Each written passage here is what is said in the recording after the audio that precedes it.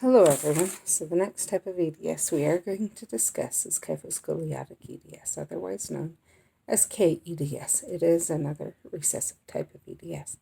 The major criteria are 1. Congenital muscle hypotonia or low muscle tone from birth.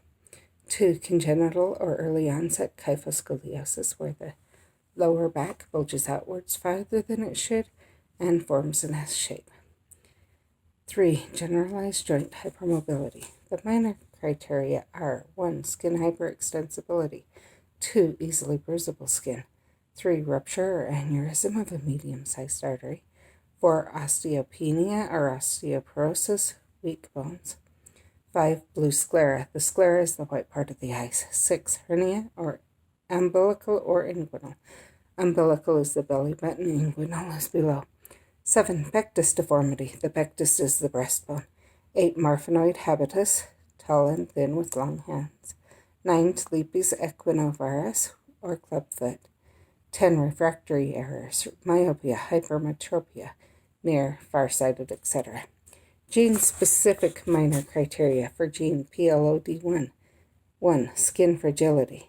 2. Scleral and ocular fragility or rupture. 3. Microcornea.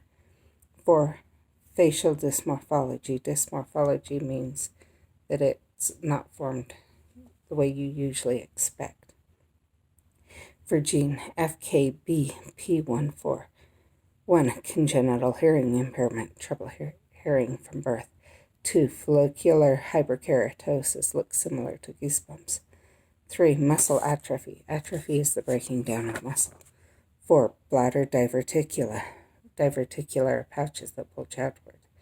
Minimal criteria for this one are major criteria 1 and 2, congenital muscle hypotonia and congenital early onset kyphoscoliosis, plus major 3 or 3 of the minor. The minor can include the gene-specific, staying with one of the 2 genes. It is only found through genetic testing. Transmission electron microscopy can support this diagnosis, but not diagnose. The next type of EDS is periodontal EDS, otherwise known as pEDS. It is a dominant type of EDS. The major criteria are 1. Severe and intractable periodontitis of early onset. Periodontitis is swelling of the gums. 2. Lack of attached gingiva. The gingiva are what attaches the gums to the teeth. 3. Pretibial plaques. So a mark on the front of the leg, otherwise known as a plaque. 4. A family history of a first-degree relative meeting the diagnostic criteria. Minor criteria are 1. Easy bruising. 2. Joint hypermobility, mostly in the distal joints. 3. And by distal, it means farther from the body. 3. Skin hyperextensibility and fragile abnormal scarring. 4. Increased rate of infections. 5. Hernias. 6. Marfanoid facial features. Marfanoid is tall and thin with long hands. So the face looks like someone who you generally think of that looks like that. 7. Acrogerry,